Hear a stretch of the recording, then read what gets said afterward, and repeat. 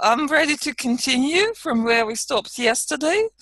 And if you remember, I was talking about one of my clients' case, and she came up to me with a serious hemispheric disbalance. And basically, I covered only 2 meetings with her, right? 2 days with her, because during the first day we did brain profile. I'm sure, I hope, you know how brain profile looks like, because I didn't really show the template that Judith gives to everyone. So I decided that today I'll share screens again, and I'll just show you our classical like template that we normally use for making notes for the brain profile. Can you see it now? It's Adobe, yes, like Yeah. PDF file. Yeah. So just a reminder for those who may be confused, or for those who never seen this form. So that's what I was doing during the first day. This is an empty template that we fill in with the information about the customer.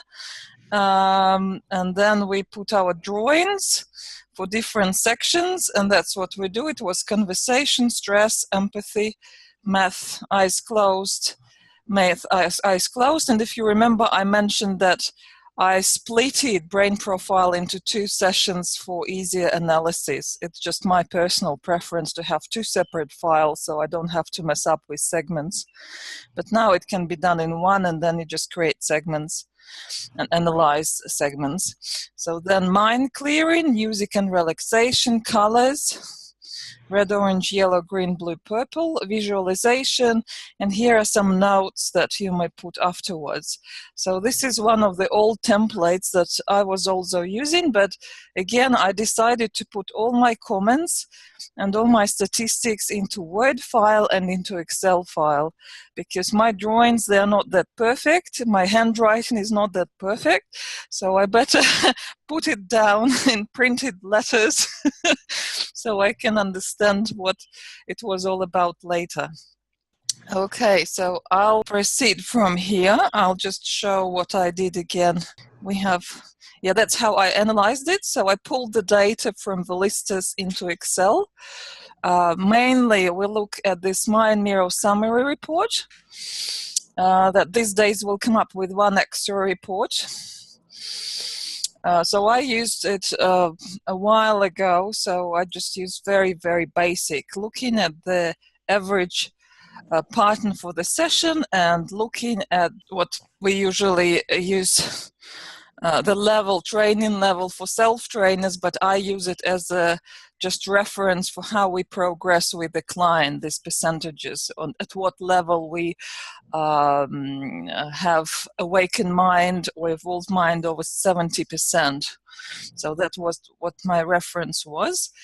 And then I pulled out another report, which is statistical report for the left and right hemisphere. And I pulled beta, alpha, theta, delta amplitude and dominant frequency for left and right hemisphere. And then I checked my notes once again, and to see the disbalance, there was no guidance anywhere, so I just compared the mean numbers.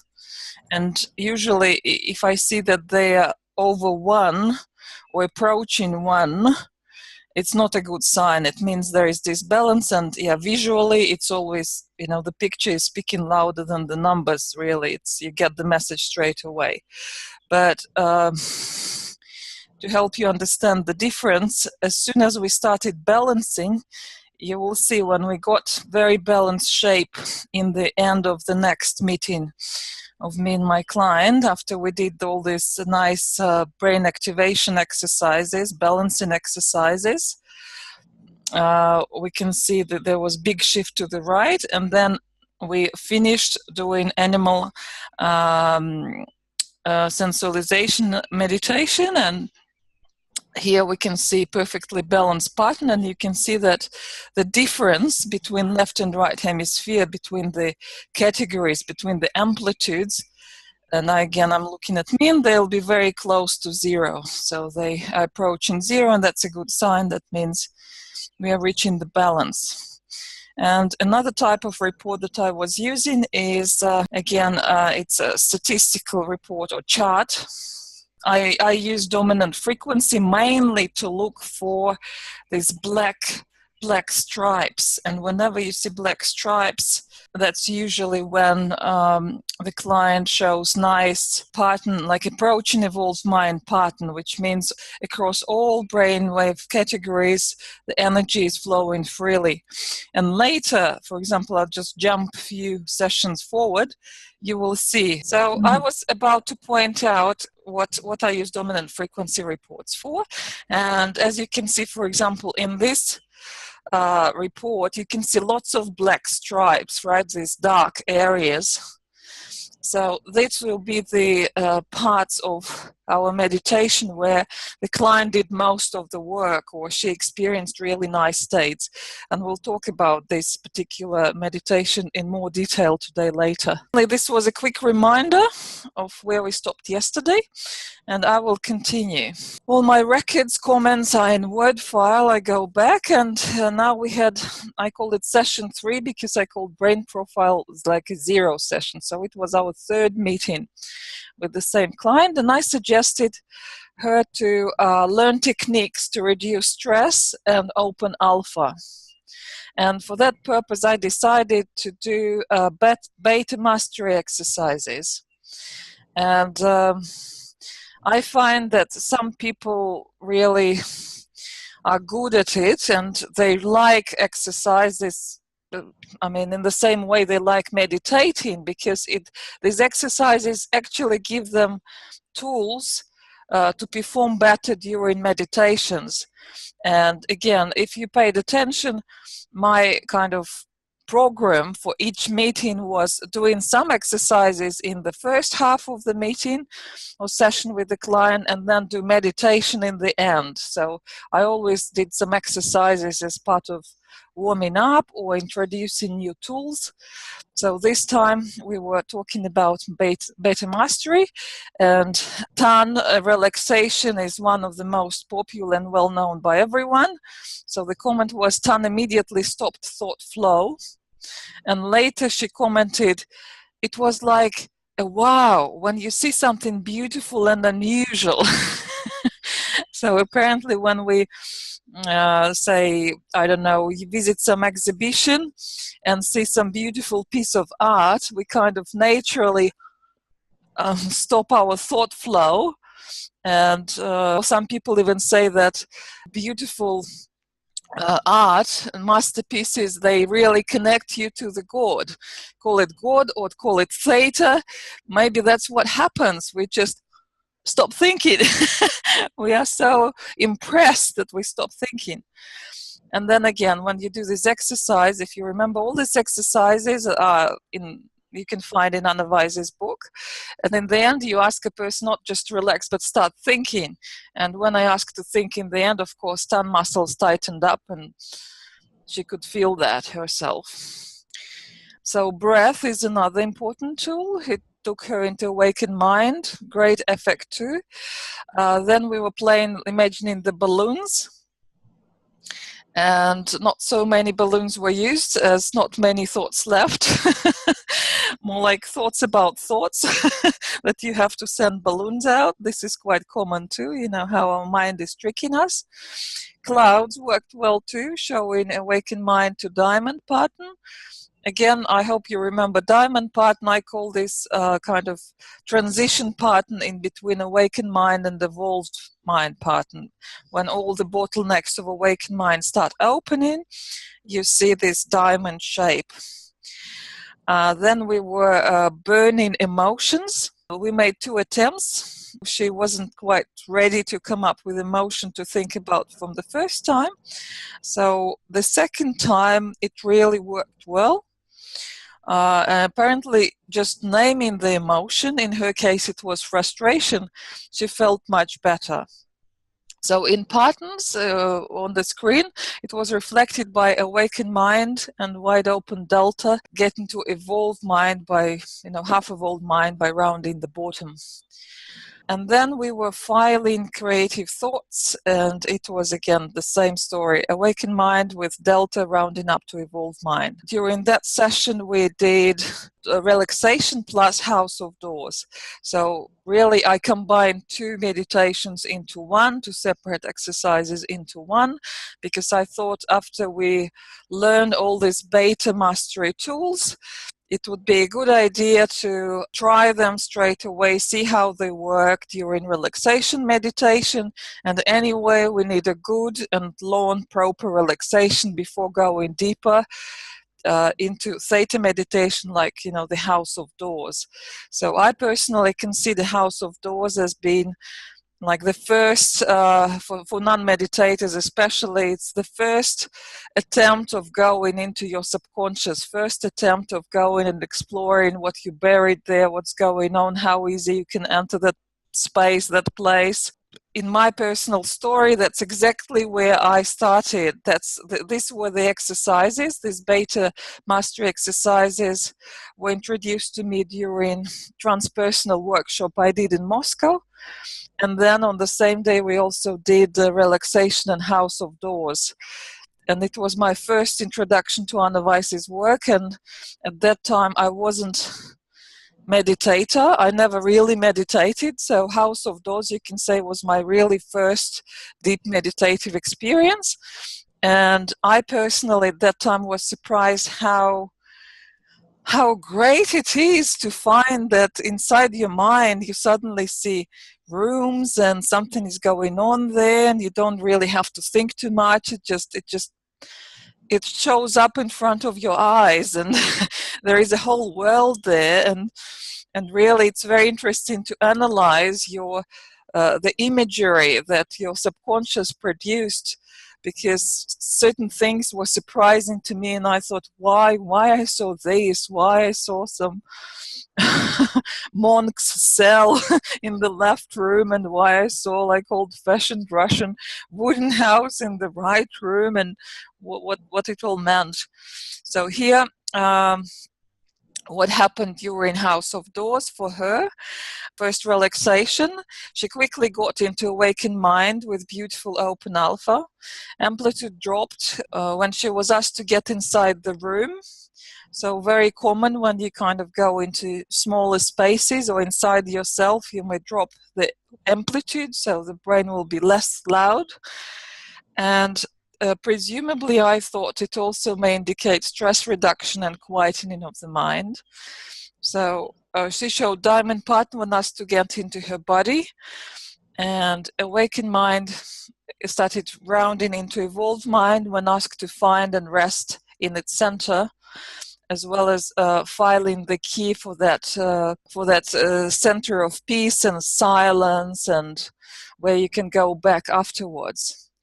And apparently I was carrying my landmark from those meditations up to these days. And when we did the training with Judith recently, I realized that I even forgot my very first landmark for this place of stillness and peace and silence. And I kind of refound or reconnected with that space again, and it's quite powerful for me. So House of Doors itself, what happened during the meditation, she interchangeably shown awakened mind, channeling pattern. I mean, we call channeling pattern, it's a pattern where theta and delta become bigger than alpha. So it looks like a skirt, really, when you look at it. And some people may be asleep when you see this pattern, but some people may be awake. There is lots of work happening in kind of lower frequency brainwaves. As I said, theta and delta open up really big as a skirt. And then awakened mind with open delta, especially in moments when asked to do changes in the environment, in the rooms, exploring, meditating on experience. So you remember, I again explained to myself delta as connecting to the cosmic internet and looking for answers there, looking for something that you haven't kind of, you don't have inside of your memory bank, so you have to go beyond your individual personal memory storage libraries. You have to connect with cosmic internet and find the right solutions there. So that's not surprising when you do changes, when you learn, you open your delta. So again, these were very nice patterns. It was awakened mind, rounding into diamond pattern, or partially evolved mind, rounding up bottom.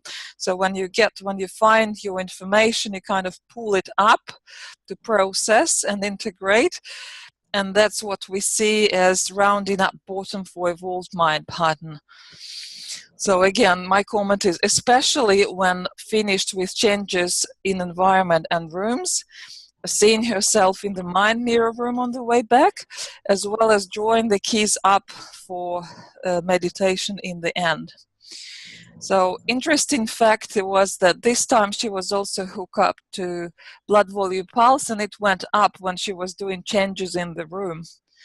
So general comments, great patterns revealed, presumably triggered by previous discussions, because we, if I'm not mistaken, we talked about sacred geometry. I won't go far talking about this, but it's I worked in the gallery which sold these beautiful geometrical shapes, and we talked a lot on that. So she produced beautiful imagery with very interesting symbolic meaning, especially for the left and right room, and clearly pointing on male-female nature. So usually, not usually, but again, that's how I experience this meditation. And like left very often is more like your masculine aspect, and right is more your feminine aspect. Let's see what she produced, her imagery, and then go to dynamics, kind of to go to numbers. So these are client comments. When outside your house, it was very peaceful. It felt very contained and blending into surrounding. The energies in the room around us were very peaceful as well. When I enter the body, here we are again. So after her home task I gave her in the very first meeting, apparently she was used to going inside and feeling herself from inside into body scanning. So she went into the body and stayed there. There was a thread around and bubble. I was in there. It was like a cocoon. It's like being in a nut. The outside shell capped. Through that you can't intrude. Everything was cushioned. Nothing really mattered or given attention to. So that's her key to the place of peace as circle, cut in sectors, all in equal parts to spin, smooth balanced, rainbow colors in the lines changing. The circle was empty, just the lines. Unusual, but imagination and subconscious may produce all kinds of strange imagery. Environment, when you do House of Doors meditation, if you remember, you have to find yourself in the in some environment. So she was imagining the falls and creek which are nearby in the place where I live. So it was nice warm walk. House was to the right of the beach, green trees. It was sandy beach, clear water, blue sky, rich rocks of different colors, different slopes. Beach was harsh, hidden. I cleared rocks not to lie on hard. Did few changes. So reflection in the mirror room. She saw herself exactly as she looks in the mirror right now at that time. So in the left room there was blue door with number 4 and star super impressed on it. So later she commented that 4 is something like another level to her. Star very delicately hangs there, very subtle, and it can sparkle in geometric way. Moreover, she found boxes, junk and shits over it. So ignored, totally disregarded clutter in that room. So what she did, she decided to do some cleaning up. So she took sheets off, and there was her teddy bear, some treasures, lots of things, books, stuff. So she sorted things out. Boxes, rubbish went away. What was left was only gold, and it was placed on shelving. I cleaned everything and made it into pristine feng shui kind of place. The message was, don't bury good stuff, appreciate the things that happened, absorb the essence of existence of lovely things. They are not things to be disregarded. Explore them. So I think it was great message for her, especially for the first downsending into subconscious. And then the right room was red door with banana and sun drawn on it. Later she commented, I love bananas and made banana muffins yesterday. Golden sun was symbolic of getting light happening, letting it into every pore and all of the body. Sun opens you up, lights the light. Star connects you. It's the structure to be able to hold the sun, to keep it there, keep the opening. So this room was different. It was overgrown with plants, out of windows, all over fireplace, creeping, choking the room. It was lush but out of control. So she tied it all up. They were pot plants, so she placed them in a place to look at. So it was nice, relaxing, not to be a mess. Energy of the plants was very nourishing. And she said, I can feel it strongly right now. So when she went outside, she learned that it was about herbs, and using them, especially mint for congestion, for blockage, could help her. So when she was going back through the mirror room, she couldn't see much of herself. It was light and just energy. So that was her experience with the House of Doors meditation.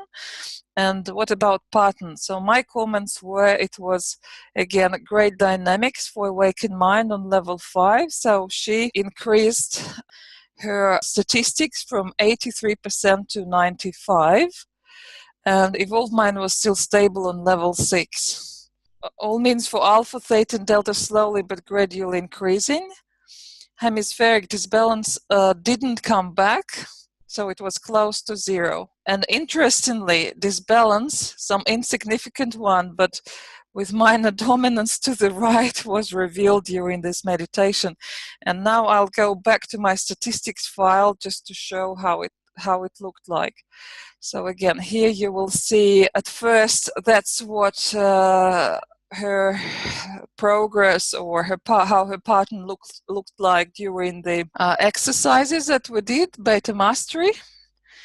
And you can see she was awakened mind, level 5, 84%, right? And now when we did House of Doors meditation, she improved, and it was already 95% at level 5. So you can see, apparently we went more often into awakened mind pattern, and all this, as I say, warming up exercises or preparation exercises, they're always good to start with. So you can see the nice balanced pattern for the House of Doors meditation, and slight disbalance to the right. I mean, I can't see it with my eyes, but apparently it showed up there at some stage. Okay, so I'll continue because the next one will be much more exciting. The next one was about, again, I decided to do concentration exercises with her in the start of the next session, and then continue with theta meditation, inner child healing, because I thought if your request was about creativity, we need to find out some blocks and see what might be blocking her, and if she blames her mother and 9th generation backwards, so it might, something to do with her childhood. So it's just an assumption. And in general, I can say that for most of people it works quite well. It's very deep and healing meditation. Not easy though to everyone. I won't focus on these exercises too much. I'll just go straight to inner child healing. and say that it was another breakthrough for her. The patterns were great, mostly awakened mind pattern. Again, delta opening at times, revealing half evolved mind states. Remarkably stable events. If you remember, I showed you these black striped areas. You can see them here. If you can see my Excel file, you will see these darker areas. So these were remarkably strong events, especially this one in the very center. In my records, I put it as like it's about 13 minutes. 13:53 in my notes. It was for child holding. I'm not sure you remember by heart the idea of inner child healing, but yes, you go down into your subconscious, you connect with your inner child, and you do the healing. Really, it's important to restore the connection and make the child feel good and welcomed and accepted and loved. And so child holding was a healing kind of part of the meditation for her, the major breakthrough. And then another important stable event, it says after 18 minutes. Again, when I say in my notes, in my drawings, I'll show you how I depicted it in my drawings. So it was another important event for deep healing. And then after 25 minutes, again in my drawings, for seeing the child happy. And it's not just in my drawings, it's also in Excel dominant frequency report, as I showed you. So I'll quickly open my drawings so you get an idea. So I said holding. You see, I have the timing 13:53, and I draw this kind of, you see first a nice pattern with rounding up bottoms and some delta showing up. And I pointed out that 7.5 was important. So I double checked yesterday, and I can tell you that what I meant by that, it was that we say that healing happens around this frequency 7.5. So I could see theta merging with alpha. So really the central part of the pattern was approaching evolved mind. So they were merging a lot, and there was a lot of work happening in theta. So it wasn't just, modest and contained as an awakened mind. It was really big, and there was lots of merging of theta and alpha. So here healing continued, and it was around 18 minutes. That's what also was reflected in records and in dominant frequency report. And then seeing the child happy, of course, you can see also nice pattern here. So going back to statistics, here we can see all the same timings. I put markers in place, and this was holding the child. You can see this dark area and the trend going down. So it was a deep, profound state. Then there was 18 minutes, it's about here. So another dark area where a lot of work was done. And again, you see the trend line going down. So deepening the state. Yes, lots of work done in theta and delta in lower frequencies. And then the last bit here, it was seeing the child happy. So it was the very end of that meditation. And you can also see the trend line going down in this dark area, dark striped area. So from statistics point of view, we can see again that she stayed on the same level 5 for awakened mind at 94. The best result was 95. And it was for previous meditation. And really 1%, I don't see it even as a difference. It's it's good and high. And level 6 for evolved mind. And you could also see growing alpha theta ratio from 1 during brain profile to 2.2. So I thought it's another great indicator showing that there was lots of work done. And as I pointed out before, yes, while healing was happening, there was a lot of this merging of alpha and theta around 7.2 hertz and low, merging these categories. So going back to statistics, yes, that's where I took the numbers. It was Awakened Mind 94 level 5. And then we can go back. The best result was 95 at level 5 during House of Doors during the previous session. So I hope Zoom is fast enough to follow me, my clicks through different pages.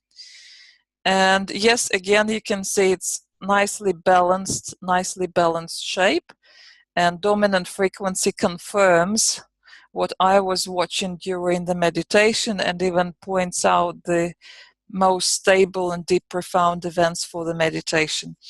So now let's go back to records and read about her inner experiences, how she described it. So down, beautiful green color light. I got down. Child was in a dark cave. I was sensing her first. She was cold, frozen as a rock, very still, depleted, lonely, isolated. It was rock pool in front of her. It was sitting, staring into it. When I touched her, she lit up a bit. I got her to stand up. She had heaviness on the back. I got water from the pool and splashed over her. Oh, someone is here, she said, and she dropped heaviness and had light. She jumped into the water, diving, revealing more light, and then she was flying around like Peter Pan. I want to be more part of what you do, she said. She superimposed herself and started getting as big as me. I want to become more of what goes on in your psyche. I want you to be more conscious about me and experience what you are experiencing so that I can grow. And future, I saw us as both. I saw energy forms. We were in sync and have become one whole. No differences except to contribute in love. And the words and keys for this meditation were happy, free, independent, safe. It's her as a part of me. Message: she is not left over anymore. She is more in. I feel fresher for new ideas, for creativity. So I think it was very lovely experience. And from what I remember as well, while she was holding the child, that holding experience, it's part of the meditation, she even had some tears on her face. So it really, really was touching and deep and, melting for her, and healing for her as well, as we will see later in our work.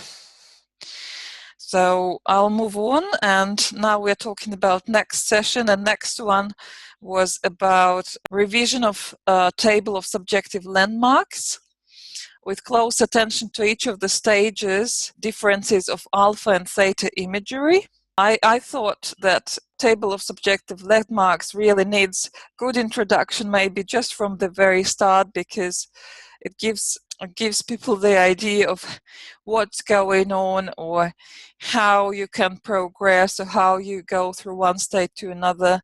So that, that it's normal to be jumping from one stage to another. It's normal to have some remaining thoughts and settling down for a while. And it's really good also to let them know that if we go deeper, for example, if we do House of Doors after animal sensualization, the imagery or sensualization in general in House of Doors may be more like vague. It won't be as clear as in animal meditation, so that people don't get frustrated because the pictures were not as clear. But usually theta deeper experiences, yes, they come with deeper kind of inner knowledge and deeper insights, though the clarity may be less from the first sight. Then we did sensory awareness, creativity, access channel, internal, external visualization, concentration exercises, part 2, and alpha sensualization exercises.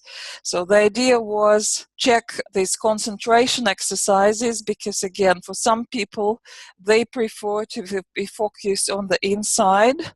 Some people prefer to be focused on the outside, or inside and outside diffused, not focused, because focused may create too much stress, or diffused may create too much stress. So we all have our own preferences and how we feel and how we react, and certain, like, to find your best starting point, knowing how to access the best state, I think is good for most of people to better be aware of themselves. And alpha sensualization, of course, it's, as I mentioned yesterday, it's a great thing to do to fish for landmarks.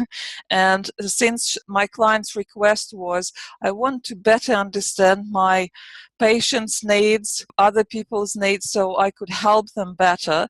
So I assume that to tune in your perception, tune and sharpen sensory channels, better understand what is your access channel, and find important landmarks would be a good exercise to do in general. So as a result, most of people, after doing this exercise, they will learn what is their dominant channel. And then, as was explained in Anna Weiss's book, it's also good for creative processes because you can, knowing your access channel, you start there, and then if you get blocks, you just start switching the channels and dance the music, draw the music. So there are ways how you can approach your creative project through different sensory channels. That's working on your creativity, improving your creativity. So access sense for her, rather visual than tactile. Then all the rest: auditory, gustatory, kinesthetic, olfactory. So internal visualization first, then she can add internal. I won't go through probably all the details here, but in general you can get the idea. So I always mark the timing and put down the keyword to make sure I keep track of most important landmarks. And I will show you my drawings because, say, for example, here it says somewhere in between 7:30 and 8:11, land in airplane with a view over streets, cars, etc. So she opened beautiful diamond pattern, and I marked this in my drawings, as well as I found the confirmation that this is a powerful landmark in a dominant frequency report in statistics file. And there the timing is slightly different, of course, because I'm drawing and writing and reading, so there could be delays and slight changes, but still you can see it's the same period. Plus, then customer comments also confirmed that we found a powerful landmark. So I'll go to my pictures first. Here they are. And it was around landing airplane. Here. 7:38:11, so you can see the timing, and then landing airplane, and I put a star here and kind of made another not fly landmark. And then I checked it with the dominant frequency report, so again it will be around 8 minutes there. If we go to my statistics file here, so around 7, yes, around after 7:40. So in this dark area again of the dominant frequency report, if you can see Excel file now, again this dark striped area confirms, oh, we found a strong landmark. And then I'll go back and read her comments. So her comments about airplanes were landing airplane, and there was another one, sound of jet taking off. I love to fly. I even took flying lessons. I mean, personally, I didn't expect a nurse, working in the hospital at the age of 58 to take some flying lessons and be a big fan of airplanes. But, I mean, all the evidence showed that, oh yes, this is a powerful landmark for her. And flying, you know, it's a great sensation and it's quite empowering, I guess, it's if you look at it broader. So some other maybe interesting, I'll just pick some interesting landmarks for her. As I mentioned last time, brush sand of legs. Lots of people go deeper because they just pay attention, kind of, it takes their attention down to legs. So she showed partially evolved mind state. And beach is an important landmark. Jet taking off, another landmark associated with airplanes. Birds, party sounds, lavender and roses. Again, partially evolved mind state, and I say see customer comments, and of course she confirmed that she liked, yes, the roses and lavender, I love roses. And then cheese, beach again, and dancing. So literally you can just see many different signs of what is the landmark for the customer and then double check it with her. So this was our session where we were stable at level 5 for awakened mind, and the best result was, I think, a little bit more than that. There could be mistakes. So again, here is my statistics file, and yes, here we are at level 5 for awakened mind with 90%.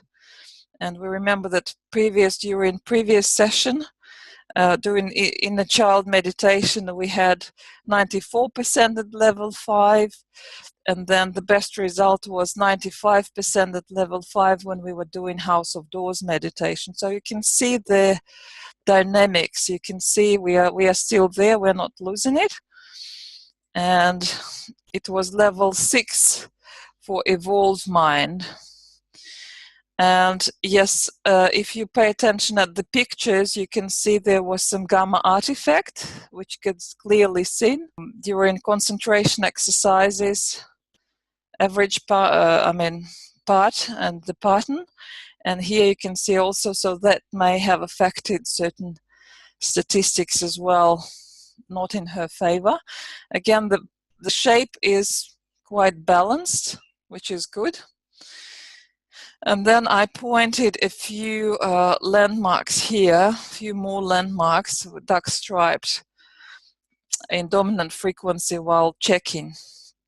So the next session we did with her was we talked about delta waves, because again, if you remember, when she came, she was quite sensitive, and I could see she responded with delta quite a lot, and I even kind of labeled her as a hypersensitive person.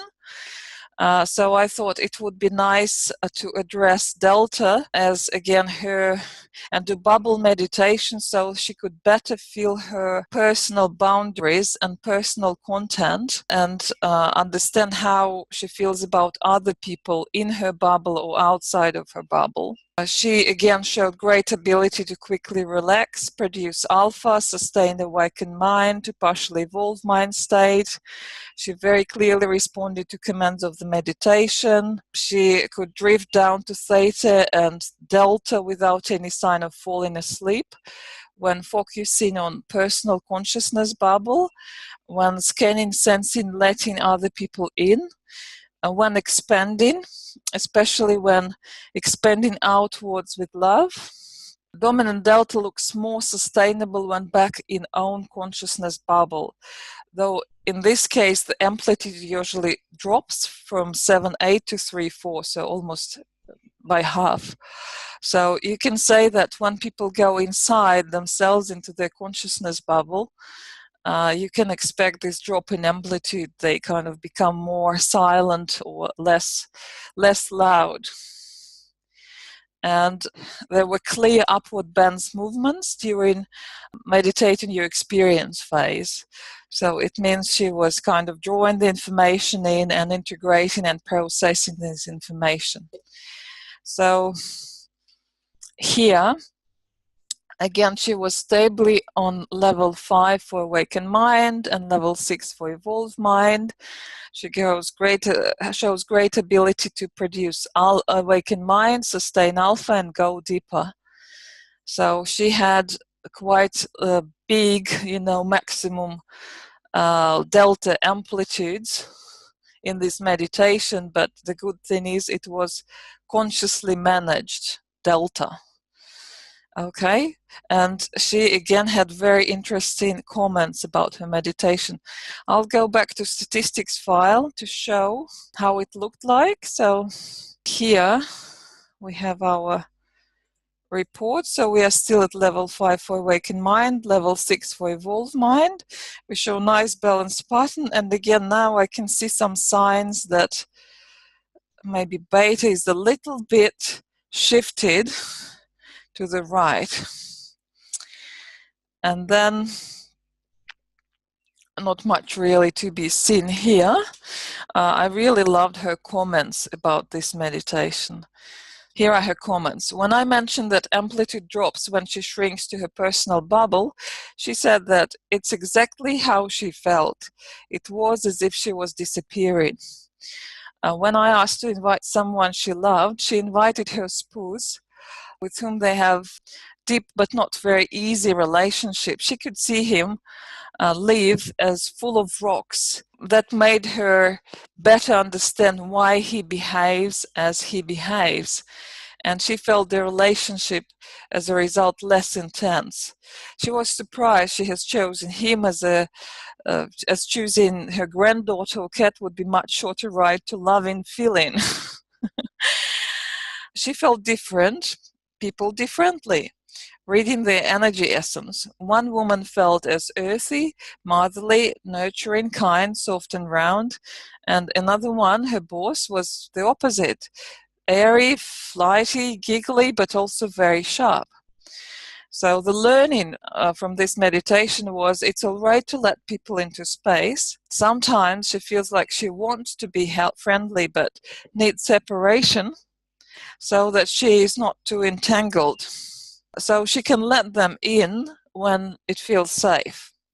When she was young, she had walls and couldn't really connect. Today, compared to previous meditations, especially Anima one, so probably the one of House of Doors, and the previous one, the healing, I guess, of the inner child, also contributed to that because she felt more safe and independent, and that way when you feel more safe and secure, you easier open up and connect with others. So you have your inner child protected in a way. She felt more comfortable connecting. When expanded, she feels cheerful and happy. When contracted, shrunk in, but at the same time fully feeling herself. She doesn't have any analysis or judging as requested during this meditation. So that was our bubble experience, and then we move on to the very last session with her. So here it says session 8, again because I counted brain profile just as a 0 session. The closing down session with her was about reviewing personal transformation meditations, the ones which could help her to identify and work with the blocks in search of creative solutions. So we reviewed inner child healing meditation as the one we have already done. And I also pointed out that House of Doors can be transformed into the one where you look for the door related to the challenge at hand, as well as find solution door in the end of the corridor. So then we did exercise your game meditation. Again, if you remember what this meditation is about, it's, I think, great for really ending the work with the client, especially like my client, because her request was about creativity. And exercise your game is a meditation where you should be able to differentiate between different brainwave groups as you move through them. So as I put here, the goal was a way to feel once again different brainwaves, just one by one category by one, as well as learn to look for creative solutions inside. So at that stage, she worked on her art project that will bring her some cash flow when she retires. So she was thinking about humor cards, but she had no idea what they would be like, or who would be the target audience or the theme. So she wanted to look for some clarification for herself on this project. So, and in general, I can say that I was amazed to see that she showed great diligence and attention to my guidance and navigated through the brainwaves with ease. So, reducing beta, going into alpha, dropping everything in theta, and then see what happens and what answers will pop up, and take them back into conscious mind, process them, and understand them. So from a statistics point of view, she repeated the best result of hers, which was 95% and level 5. And she dropped a little bit in evolved mind, but that could be due to gamma artifact. And another surprising thing, her patterns were skewed to the right. So here we are. And we did 2 meditations on that day. Exercise Your Game will be here. And you can see that, yes, we did had the same 95% at level 5 for Awakened Mind. And yes, truly her pattern is now shifted to the right. Though it's much more balanced and rounded, it's really approximating Evolved Mind. So if you would like to compare that with the brain profile, you can see it's completely different picture now. So this is pattern with eyes closed from the brain profile. And you can see we have much more alpha. The last pattern really looks more as Evolved Mind, though skewed to the right. So we kind of reached another extreme. Going back to her comments, beta, verbalize, see the process, see the final product and what I need to put in it. Alpha, visualize, smelled the print, felt the cellophane, felt the feeling of project completion. I've done it. This is my thing going out the door to places around. Theta, plant a seed. Project lost form. I saw it as lumps of energy in dull colors, losing it from its alpha. It was blended and mashed up, taking all what I thought were my ideas. Delta, it dropped in bits completely, disappeared, like a trapdoor opened in and I let it fly. I had feeling of theta and delta. I was welling up. When coming back, I saw 2 projects. Black and white to the left, reminded someone's work I saw once and liked, and colorful to the right. When in alpha, realized there is nothing wrong with having it in black and white, and it's not as in my original vision. I wanted more colors. Black and white was the project I was busy with. Colorful, I could do later. Black and white was more for corporate left brain dominant people, colored more for emotionally based creative people. When she was prompted to taste it, it's like lolly wrap. Saw the box product out of the door, black and white, the one she got packaged. The message meaning of black and white was that's what there is a market for, and the colorful she wanted to do herself more. When prompted to associate or interpret black and white, it meant keep it simple. Richness of color and caption means overcomplication. Another important message was research, do more research. I kept on watching it bigger, more than human cards. So she saw tea towels, pencils, designs on anything, expanding it eventually. Have a bigger picture was another message, and that's what a key to my motivation is. So you can see quite interesting, again, meditation with some answers provided by subconscious there. And then I also want to add general customer comments that she kind of fed back to me as she showed up for this last session. Her general feedback was she started drawing again, so creativity is back.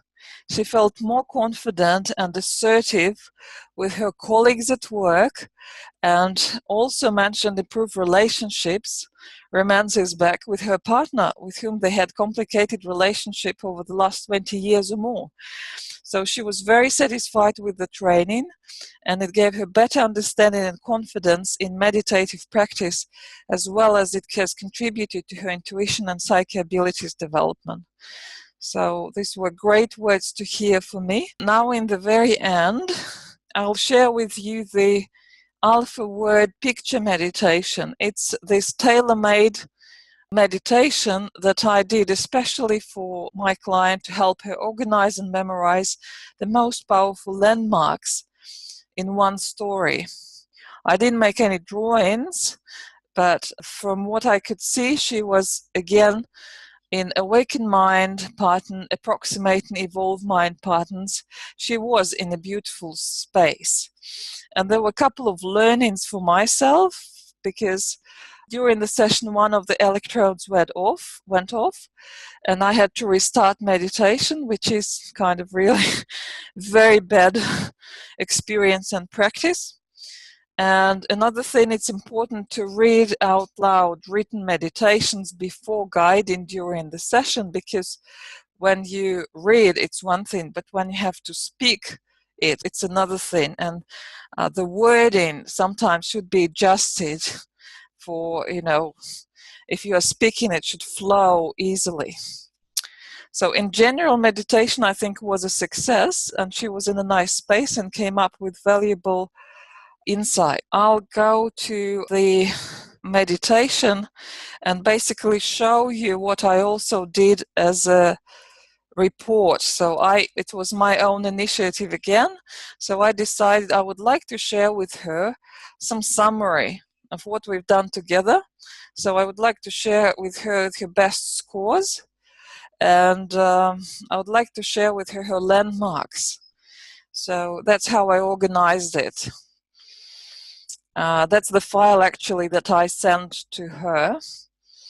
For example, landmarks were organized. What are the best things to achieve relaxation? Relax your tongue, focus on your breath, especially exhaling. To get instant awakened mind pattern, in her case, color green was quite powerful. So any imagery or reference of green, color or nature scenes, grass, trees, park, countryside, any of those will cause quickly opening of the awakened mind pattern.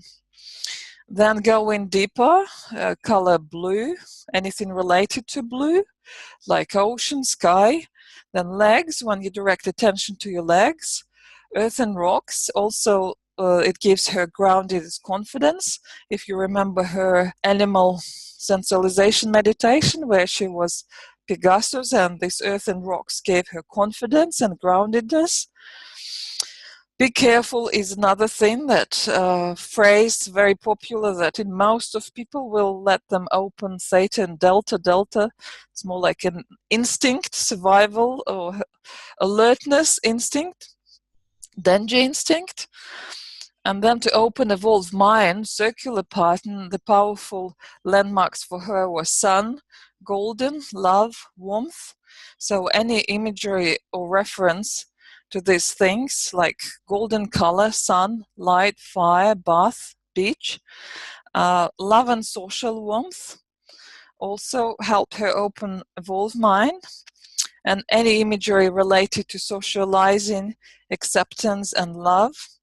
So mate group, as was in animal meditation, holding in a child, as in the child meditation, smile, hug of a good friend, party, flying or related imagery, the sensation of flying. So sky, clouds, unicorn, or really it was Pegasus from her animal meditation, and airplane, as I pointed out before. Then roses and lavender, flower and smell of these flowers, sensation of dancing. And then how she can also activate sensory channels through which symbols. So here is the meditation. I'm not sure we should do this meditation, but because it's tailor-made, and it's, again, it was Alpha Word. And why I chose to do it was not only to help Paula memorize all her landmarks in one story, but also it was simply the task for my practitioner certification, Alpha Word. So I thought, why not make these both tasks into one? And it's quite detailed. Anyway, I'll read through the meditation, and you can see that I marked the landmarks in bold, pointing out how I utilize them in one story. So I called it the reunion above the clouds. I suggest you close your eyes, and I'll read the meditation. I can't promise I'll take you too deep because it's Alpha Word. It's not quite, your tailor-made landmark meditation, but you may still feel something nice and experience something nice. So let's do it then. Take a comfortable position. Get ready, close your eyes and follow my voice. Focus on your breath. Take a few deep breaths. Breathing out all the tension, all the thoughts. Relax your tongue, your jaw, facial muscles, head muscles, and let the relaxation flow down your neck and back, all the way down your arms and legs, so that you find yourself fully in your body. And look for the place of peace, silence, and stillness inside. And from that place, we'll start our journey. Imagine yourself walking on a footpath in an open green field. Here and there you can spot purple flowers and pick the smell of lavender. The weather is good. You feel the warmth of the sun, a nice refreshing summer morning breeze on your skin. The breeze also brings salty ocean smells. You cannot see the ocean as the field goes as far as you can see, but you know it's somewhere not far away. In the distance, you spot an airplane, exactly the right size and model for someone like you. And it has a name on it. Read the name. It's brand new, shiny silver, shimmering in the sun and almost calling you to come in and try it. You cannot resist. You come closer. Read the name on it. Jump in and find yourself in a pilot's seat. You can see all the buttons on the panel. You check the fuel indicator, and yes, you know you will do it. Next moment, you can hear the noise of the engine and prepare for takeoff. You see yourself running faster and faster, your body shaking from the uneven surface of the field ground, and you confidently take yourself off the ground, aiming up straight into the sunny blue sky. Reaching the bird's view height, you slow down to enjoy the views and sensation of the flight. Piloting is fun and easy. A great landscape lies underneath. Vast green valley, fields and hills, cows and small toy-like houses. And then you see a wide yellow sandy beach line, all beautifully lit by the sun. It's a very peaceful scene. And further away, you see that your actual course is taking you to the ocean, sparkling in the sun and merging with the blue sky in the horizon. Blue ocean surface underneath, vast deep blue sky above, and almost blinding golden white sunlight permeates every single molecule of the air. You aim for the horizon. You enjoy this sensation of joy, fun, freedom, and lightness. You spot beautifully shaped fluffy white clouds gathered in the distance, and you already know that you want to go higher and see them from above. As your plane goes higher and higher, you experience this exciting exhilaration of weightlessness, reminding you the childhood sensation on a swing. You see yourself inside a cloud. White fog wraps you from all sides. It feels nice, as if you could feel it with your own skin, like white bath foam gently covering you. You feel very warm, cozy, and comfortable. At the same time, you feel cared for and very loved. And you also anticipate adventure and a meeting with old good friends. The next moment, as soon as you come out of the cloud, you realize that you are magically not in the airplane anymore, no leather seats and tight belts. It's you who are light, free, and floating easily in the air. To check what happened with your body, you look down and you see the hooves and long-drawn horse-like legs. Instead of your arms, you clearly have the sensation of very strong open wings. Now you are a beautiful white Pegasus and you can fly. You feel strong, but at the same time very flexible and light in the body. You feel great. You feel your power. You know there are no horizons left that you cannot reach. And you feel like dancing. And suddenly you feel the sounds of the party. And of course, that was the true destination point, the party of your friends. Friends who are old and forgotten, but at the same time so dear and familiar. You can't see them yet, but you know they're waiting for you there. It's your party. They must be behind that pinky purple cloud, and you are determined to get there. So find yourself with purple and pink all around you. Oh, it's a love cloud. It smells of roses and feels like you are swimming through the silky roses petal pool. Feeling cleansed and refreshed, you come out and see your old beloved friends. They are not quite ordinary friends. They are fairy friends. Some with hooves and wings, some with tails, all different. And even if they look normal, they all have their magic gifts. All very kind and friendly, always eager to play, share their joy, and help you in whatever you might need. You may realize that they invisibly have been with you all these years, patiently waiting for this reunion to take place.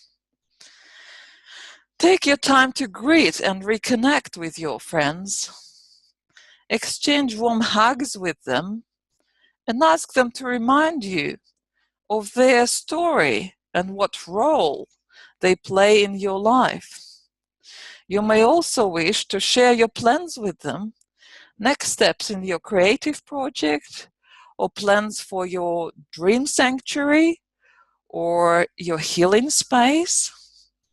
So take a few minutes on your own to experience your reconnection with friends.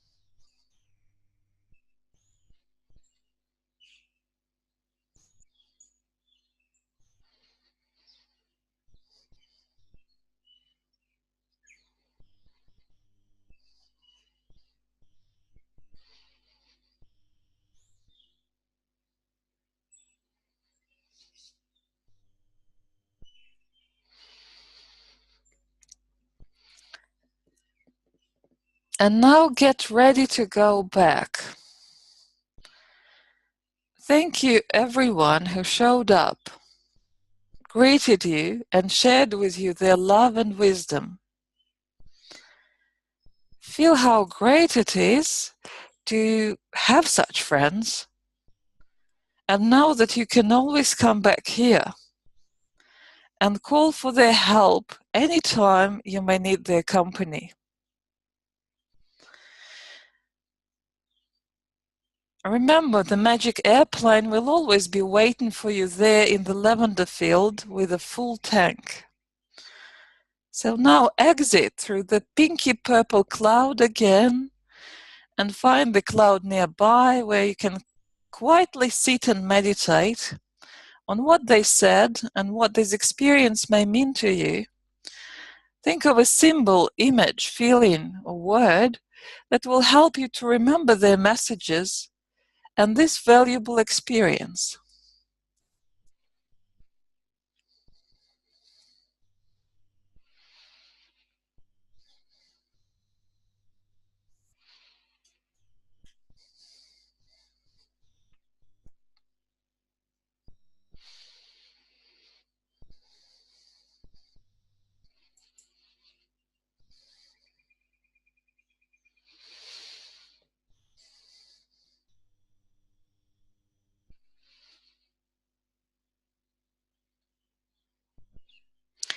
And when you're ready, find yourself inside your body again. Take a few rapid breaths, make a couple of stretches, and open your eyes.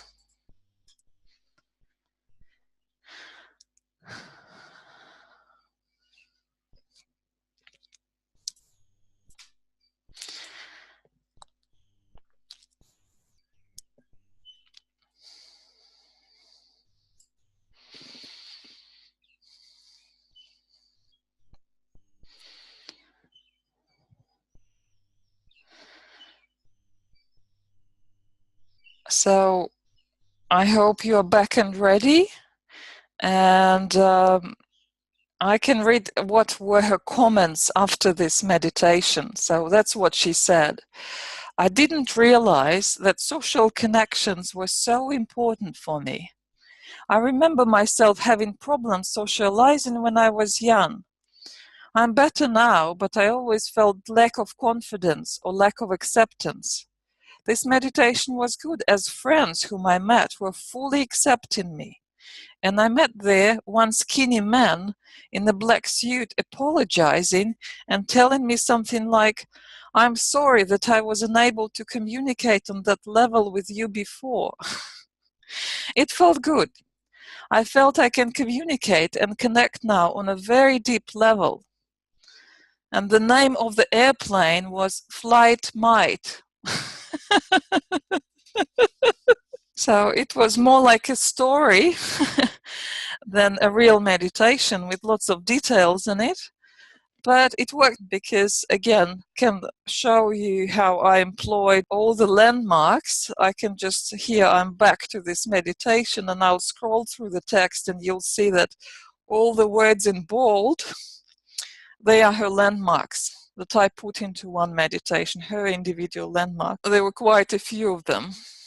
And then again, this was part of the report, so I summarized all the landmarks, I put them into one story, and then I also copied the Mind Mirror session report, so like average pattern for the session, for all the meditations that we did together, including the best pattern from my point of view. So this was Maid Group from the Animal Sensualization Meditation. You can see how rounded it is and how nice looking. And I also copied her own comments so that she remembers better her experience. So these were basically comments to all meditations that we did together. Animal Sensualization, House of Doors with the average partner and her comments. Then Inner Child Healing and her comments. The Bubble and her comments. And then Exercise Your Game and her comments. And this is the last one, alpha word picture. And again, surprisingly, we are now at another extreme.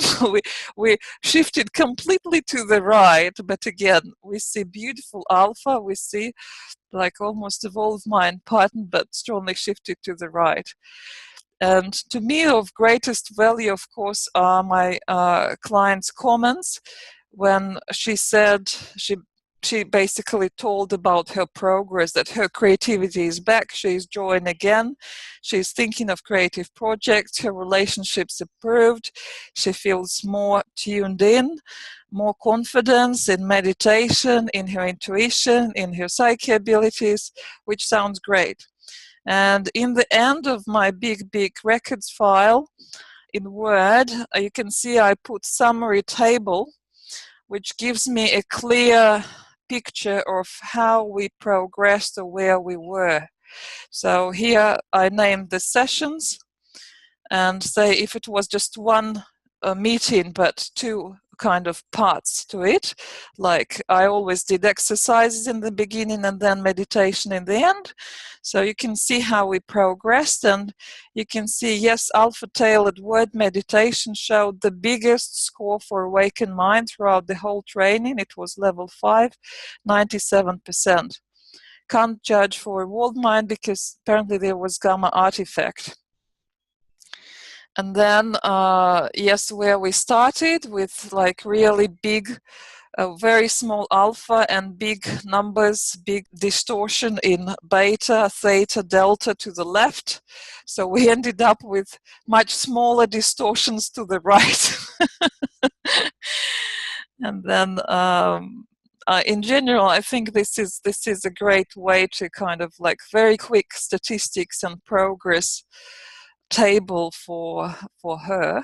I wanted to show a couple of other things, but if you want to say something at this stage, you're very welcome. I just wanted to show you the power of landmarks from another case, another client of mine, because we also did, let me just show it first. What we did, I'll go to similar statistics file, and we did alpha sensualization exercises during one of the sessions. And you can see she showed very nice pattern while we were doing it. And she was on level 6 for awakened mind at 68%, almost 70. So in between 7 and 6 really will be 70% that I use as a kind of threshold. So, and then the next session, I decided instead of doing some exercises, why not? I'll just repeat the best landmarks that I picked from this alpha sensualization exercise for her and see what happens. And truly, you can see that we were, as I said, 68 at level 6, and we were 91 at level 6 and 84 at level 5. So if we look again at 70% at the threshold, so we changed almost 1 or 2 levels up. We jumped. And it was a great result. And then not only this proved to me that landmarks, power of landmarks is great, because you can see this significant jump in training levels, but then after this warm up with landmarks, we did House of Doors meditation with her, where she performed as at level 5 at 99%. So she even improved further. So I consider this as a great evidence, which shows that yes, landmarks are important and they do work. And yes, you can see this is the same summary table for another client, that yes, after doing this warm up, we improved and she got her best score ever for awakened mind, 99% at level 5, which I consider incredible. And then another, like a quick comment, because we are talking not just about landmarks, but also about reporting. I wanted to mention the report from another client of mine and how I approached it. So this was unusual session because it wasn't quite typical session for, you know, what you would do for Awakened Mind training. I was asked to test theta lights. So a friend of mine who was my client, he had a friend with lights, and lights were programmed to stimulate theta brainwaves. But how would you test? How would you know what they really do without the device like a mind mirror? So that's why I was invited to try and test what would happen during the session when David was experiencing these theta lights. So in the end, I put this small report in just its free format, really, but just to show you how I approached it and what I saw, and how I organized my report, analyzed it. So David was lying on the floor, again, not typical, we're usually sitting. It took about 2 minutes to settle and start. And most important notes are below. General comment: David started in Awakened Mind pattern, then warming up his theta more and more, growing their amplitude, ending with interchanging diamond pattern and half evolved mind, rounded bottom pattern. There was a moment when he was drifting into sleep around 12:20. These were my comments that I picked from my drawings. So we started almost immediate Awakened Mind, dropping down. Again, I saw that from dominant frequency report. There will be down peak, and then theta getting bigger, and then theta shooting again, significant drop down, another theta peak. So this is dominant frequency. And you can see how he was going down. So we kind of reached the first peak, then the second peak, and then the last peak. So you can see how we were going down, but this is dominant frequency. It just shows the deepening. If we look at theta amplitude, and I thought, okay, we are talking theta, so I should look at theta amplitude apparently and the trend line. So you will see that the peaks in theta amplitude will be kind of correlating with the peaks, with the drop downs in dominant frequency. Yes, because we are dropping down. And theta amplitude, when theta amplitude is raised, we are going deeper. So in general, my observation was that we go kind of in 3 waves. So we got our first wave here, then we go a little bit down, and then second wave, so we kind of reach the next height. I mean, it's minor difference, but still, let's remember, this is a trend line, and this is deep theta. So, and then we go a little bit back, roll a little bit back, and then we go up again, and that's the maximum kind of theta amplitude that we reach through the session. So I'll read my comments, how I put it. So again, my focus was mainly looking at beta peaks, lowest points in dominant frequency and highest in theta amplitude report. That's what I just mentioned. So theta evolving in waves, going up 4 minutes 10, rolling back, then taking a new height at 6:33 and rolling back, and then taking the highest theta amplitude at 15:24 and rolling back again. So 15:24 clearly stands out in my drawing notes, as well as dominant frequency report and theta amplitude report, as the best theta result. The most important result is that this meditation showed the best statistics for evolved mind pattern, which for him was 77 at level 6 versus 68 that he showed before during one of his self-guided meditations. So Awakened Mind pattern remained on the same high level, at the level of 5. This meditation also showed the highest maximum theta out of 8 previous sessions. 21 for left hemisphere and 19 for both hemispheres, if you look at it this way. So I'll just drop quickly to the summary table, and it will speak louder than anything else. So here you can see that was his best result for Awakened Mind, but when we are talking theta, I guess when we increase theta, we are going further, we are going into evolved mind. So literally this was his best result out of like 8 previous exercises or meditations that we did together with him. So we had some prehistory, and I could say, yes, apparently it does work. And then when I was looking at maximum theta amplitude numbers, you can also see that I can't see 21 anywhere else here before. So it was 21, 16 or 19 on average, which was the highest score clearly for theta amplitude throughout all the sessions.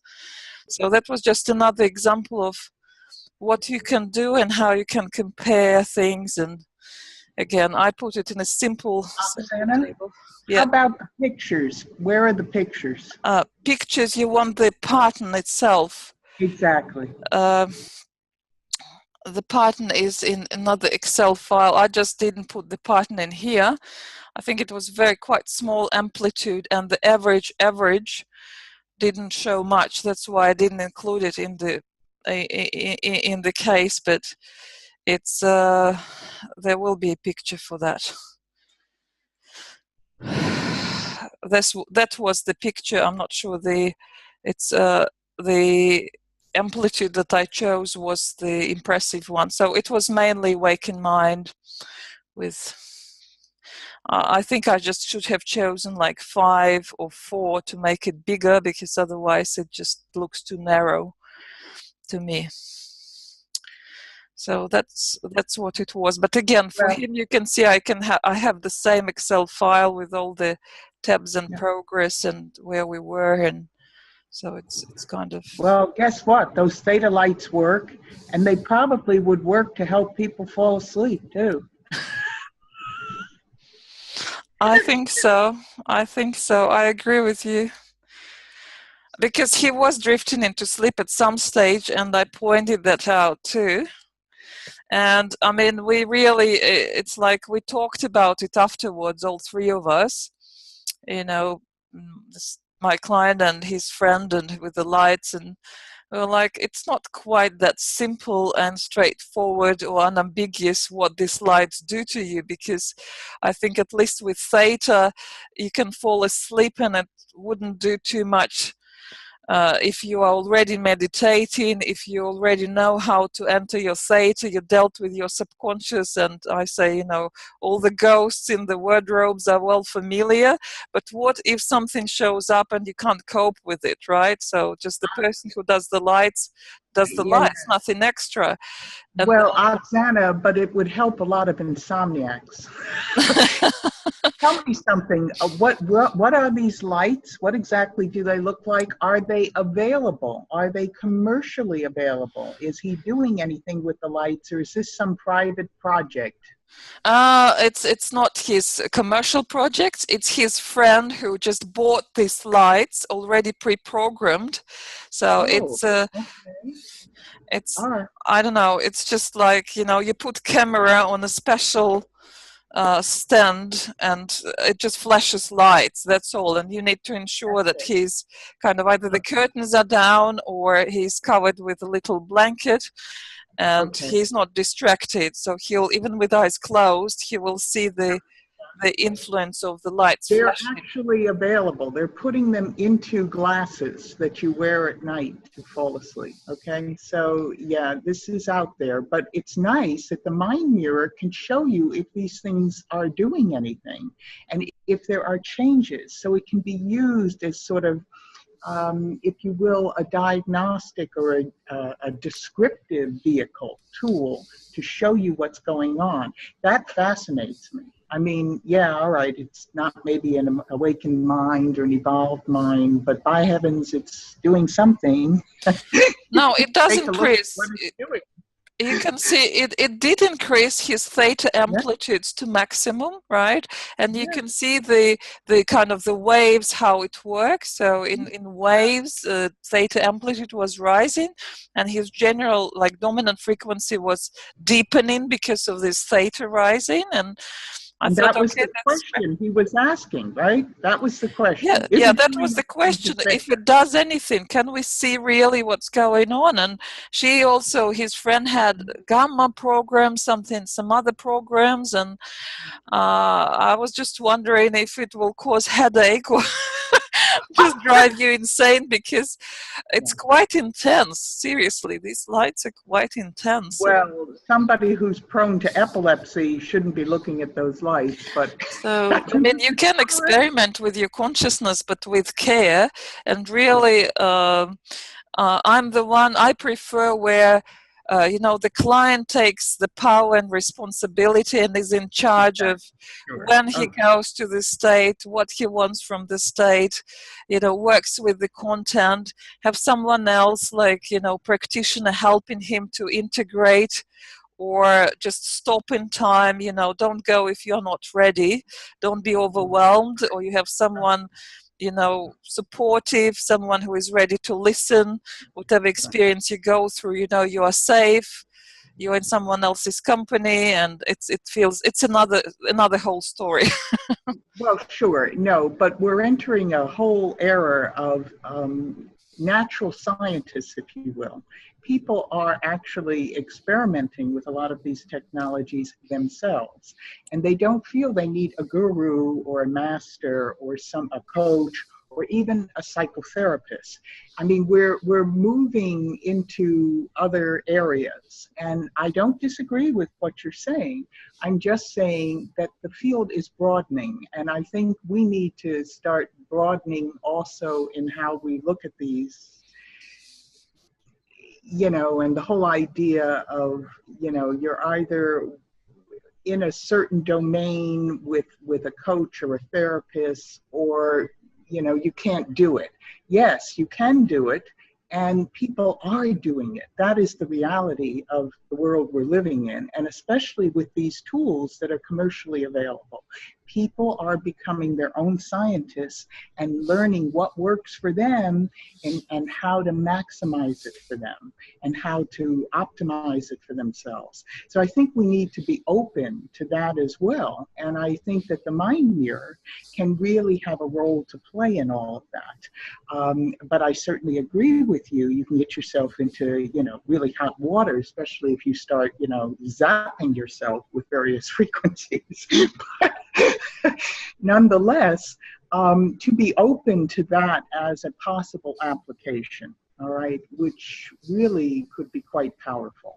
And especially if we don't have to use the gel anymore, and we can do something with frontal placements instead of back placements, so that people can apply these electrodes easily themselves, Hmm. as well as Hmm. take a look at what's Hmm. going on the mind mirror. And if it ever runs on a telephone, I mean, on a smartphone, that'll be a whole breakthrough in and of itself. I'm Oh, sure we are close. I We are know you may we're not have a close to laptop that. or Ox- Yeah. computer, Oksana, I but have every a question about your first client there, and I was wondering if she reported any insomnia, depression, anxiety when she first came in, or is No, was no. she taking any medication, or was she self-medicating in any way? Nothing that serious, at least, because I can go back to the beginning and just, read again what she told me, because I just made notes, after her. Okay. But again, you never know how much people are aware of what's going on with themselves. Are they capable of self-diagnosing the depression, or I didn't see any signs of depression in her, really. Okay. She It would she have was been more like felt disbalance in mild. her body, Yeah. It would have and been mild. She might have been feeling more anxious, maybe overthinking or worrying a lot, kind of a lot of monkey mind going on.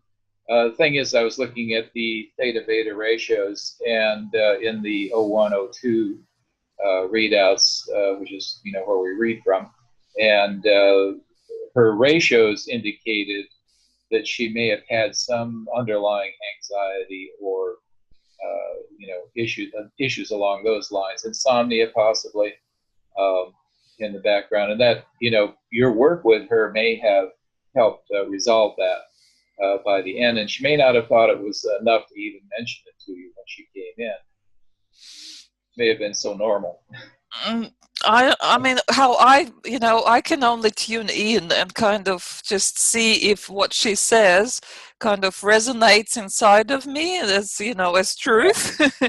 And Yeah. yeah, I could pick that she's very gentle and very sensitive personality, which Yeah. she really was kind of struggling to, you know, hold her space, hold her presence, including like literally in her body.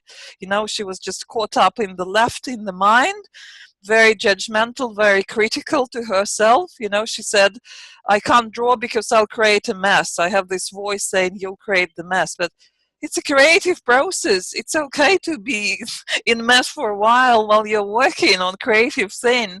It's kind of, she had all these things, and then getting back into her body, she was practicing that very first meditation with body scanning quite a lot, and she said getting back into my body was, I felt good. Here we are again, here I am, you know, I'm here, kind of asserting herself more, I am present. Then finding the place of peace is another important thing. Peace and stillness. I can hold my space, I can be there. And I think it's not just relaxation meditation. All these concentration exercises, they also help you to kind of find yourself, how you feel yourself, how you feel internally, externally, how you interact.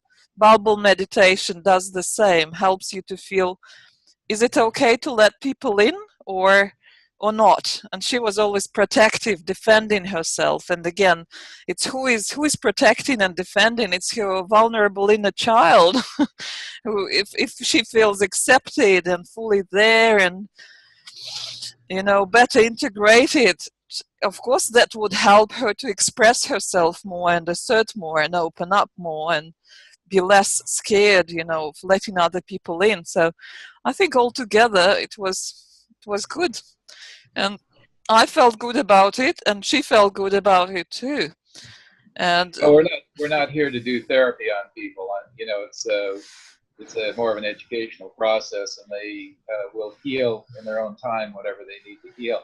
But it sounds like what you did helped her quite a bit. so, and it was just, yeah, let's be honest, let's face it, we just met 7 times, right? So it's not nothing like long-term psychoanalysis or nothing like long-term thing. But yeah, I could see changes, literally. I could see changes in her. And she commented, yes, I feel better at work. I feel better communicating to my colleagues. I feel kind of looser, right? I have better relationships with my husband. So it's all kind of this little shifts. And then the key thing, she came, I want to draw again. I want to connect with my creative part again.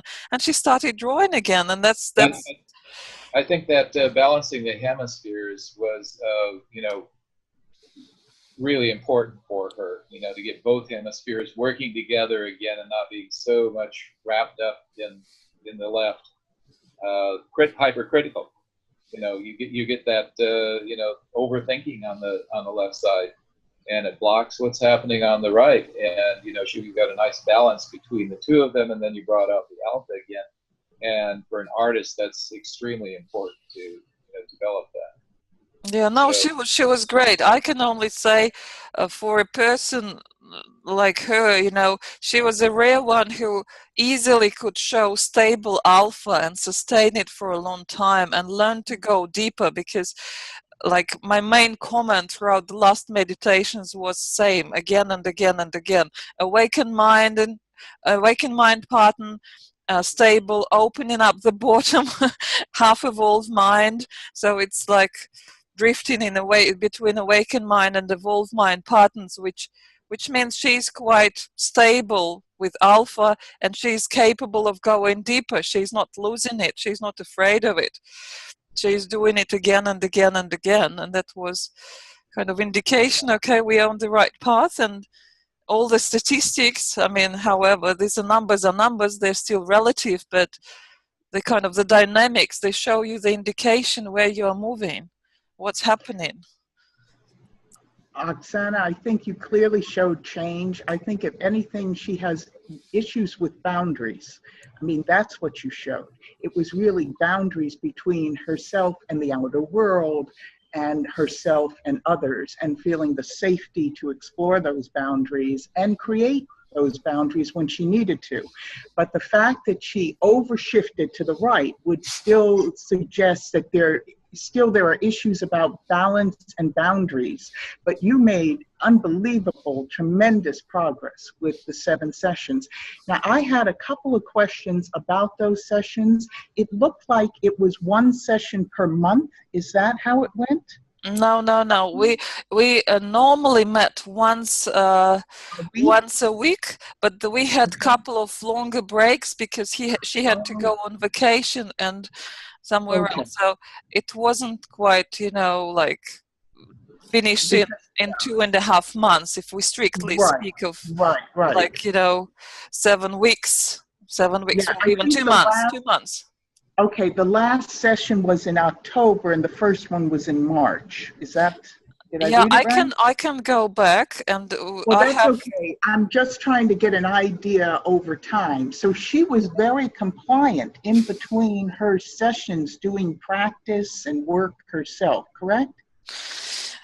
Yes. So I can tell you, review period, it's in my records again. So it says we started on 20th of November 2014. Oh, okay. And then we ended on 10th of February 2015. Oh, okay. I thought I saw March someplace there. Okay. I can go back, and here you can see the period. Do you see it? Oh, yes. Okay. Well, so we started first meeting on the 20th of November. And it's then, the way you're writing dates. Okay. That's different from American, yes. Then I know it's very confusing for us to look at these things backwards, or backwards to us anyway. Yeah, no, it's okay. Let me ask you, how long was each individual session? It lasted about 2.5 hours. I mean, first longer sessions were like about 3 hours even, so. Yeah, okay. That's what I was really curious about. So they were maybe 3 hours the first session and maybe the second, but then they were like 2 or 2.5. So these are long sessions. They're not a typical 50 to 60 minute session.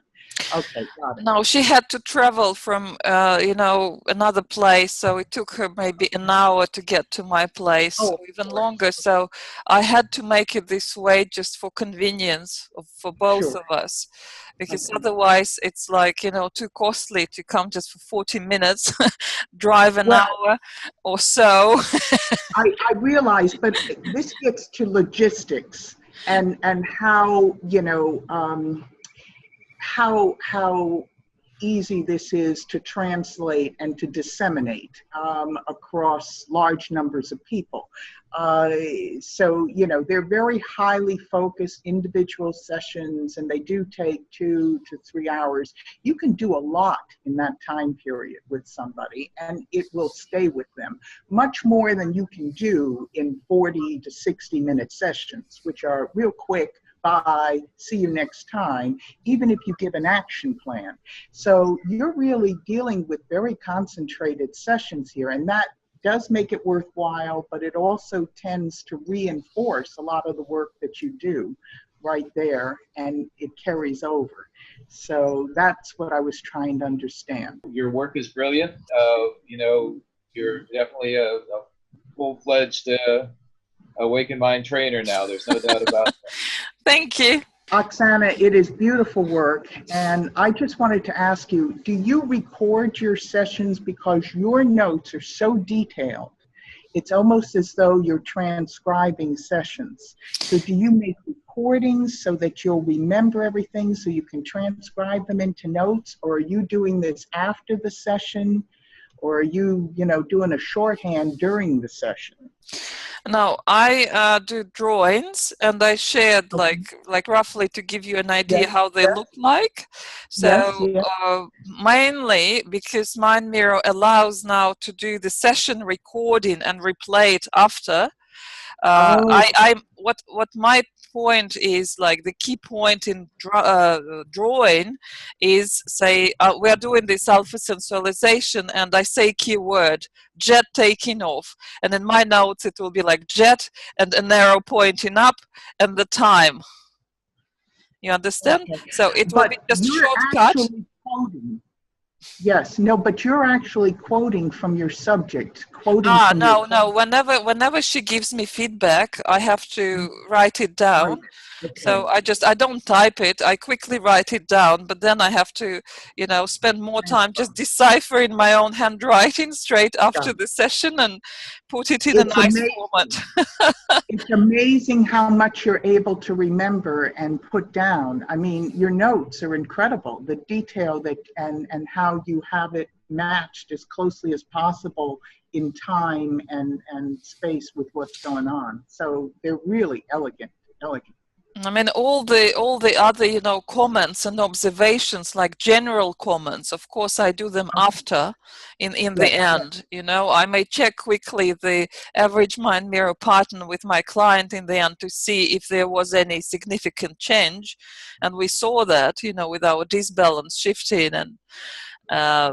But then general comments, of course, after watching the session again, I could say, yes, that's what was happening.